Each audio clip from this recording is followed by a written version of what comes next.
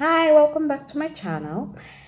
Today we are going to talk about. I mentioned a while back that I had just moved into this new apartment. So I moved a few months ago, and the apartment that I had lived in there for about 7 years. So I had lots of moving to do. One thing that I would like to talk about today is the nightmare of moving and apartment searching, especially in this our city called Geneva.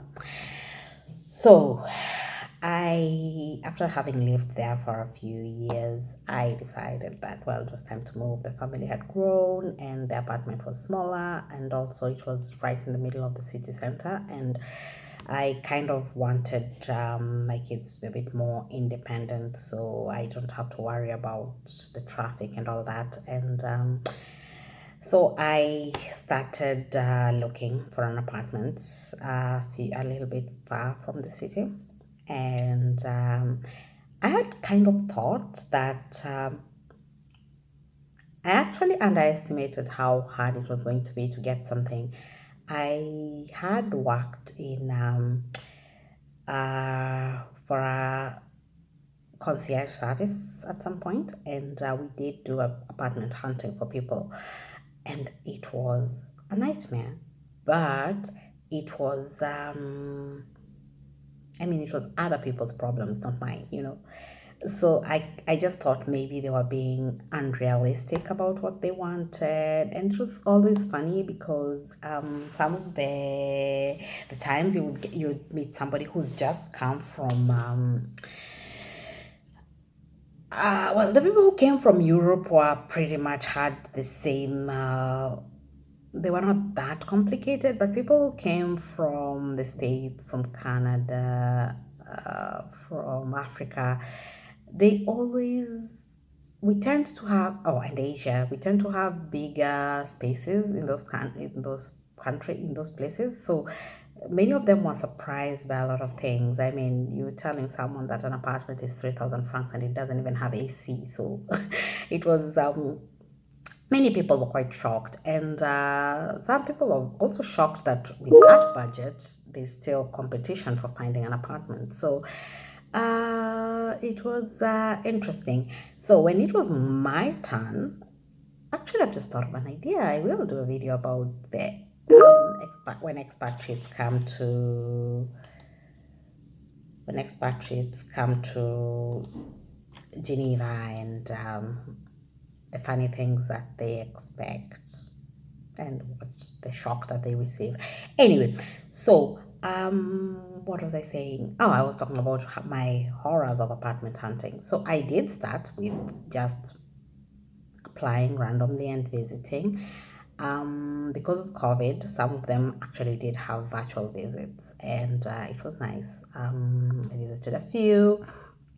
Turns out quite a lot of the apartment search that I was finding, especially on Facebook, were through agents. So agents were actually advertising, and you had to pay a commission and stuff like that.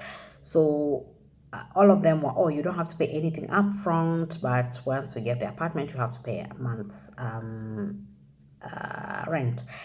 Then finally, I found one who actually did ask for an upfront fee, and I was like, okay, fine. You know what? I don't have the energy to continue doing this, so I did agree to that, and he did ask for the upfront fee, and we did start the apartment search, and that was the fastest anything has ever happened for me, because I mean, in a week he had applied to like 4 apartments, and I got 2 offers, and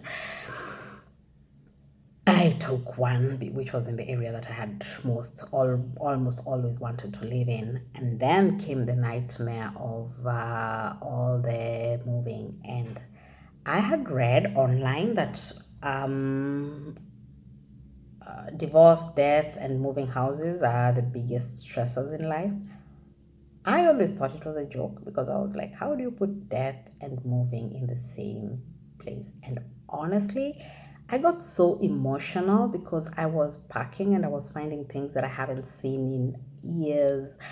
And I think this was the first real move that I had made as an adult, and it was so emotional. And I had memories in that house. I had um, things that I was missing, and it was fun. It was really really fun though. I continued waiting and hoping that I would be okay.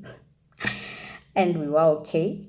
Binta moved. We moved. Binta loved the new school. Of course, she misses her friends. She still does. And she made new friends. And I realized just how far this is from my office. So when we start going back to the office, it's gonna be a nightmare.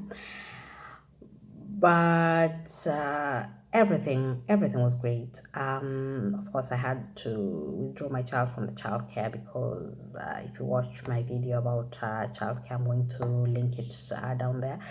We had to move, so you have to either live in the area or work in the area. I don't live or work in the area where he was going to the crash. So now he had to get a new um, we had to be put on a new waiting list, and yeah. So oh yeah, and not to mention how expensive it is. First of all, the movers are so expensive. They're so hard to get. I managed to get one who was insured, so in case he breaks anything, I'm able to pay him back and stuff like that. But we still had to do a big part of the work, the moving process ourselves. I'm lucky that baby daddy was very way handy, and we enjoyed the move. Of course, he thought that I was carrying way too many things, and he really thought that I should have thrown a bit more stuff. I should have taken advantage of throwing stuff. I did throw a lot. I really did throw a lot, but I have a lot of clothes, and my kids have a lot of clothes. So, well, anyway, I did throw quite a lot of furniture. I didn't want to move from that apartment to this apartment with furniture, so I did throw quite a lot, and been buying them slowly and filling up the apartment slowly. But the one thing that I found extremely expensive was just basically because I had to give short notice, so I had to pay like half a month's rent extra, and so I paid this apartment. I paid the full rent, and the other one I paid half. No, the other one I paid full rent, and this one I paid half month rent. Um, and the other apartment was a government apartment, so it was way cheaper than this one. So it kind of messes with the finances quite a bit. And what else is the problem? Just generally moving from the city center where I was close to everything. I mean, I had the bus stop right outside my door. I had the train station like 2 minutes away, so everything was just within reach. And now most of the places that I need to go, I have to take the tram and then take the bus or something else. And so it's most of the places I actually have to plan ahead before I go. The advantage is now I'm even able to start walking more. I'm able to do a bit more running. I'm able to do a lot more because I'm in the countryside and I'm enjoying the fresh air, and it generally feels good. And the more I'm moving things here, because I've moved my doctors, I've moved, except the pediatrician, I love our pediatrician, but I've changed every other doctor. So I wanted to, so now that I have all that that has been changed, I'm now happy that everything is near me and I can move on. So thank you for listening to this short video. I'm going to have a more detailed one about actual apartment hunting. And in that one, I'm going to be talking with somebody. It is actually going to be an interview with somebody who does do apartment hunting for people so that they can so that he can give you some tips on what to do, what not to do. And that is coming up very, very soon. Thank you.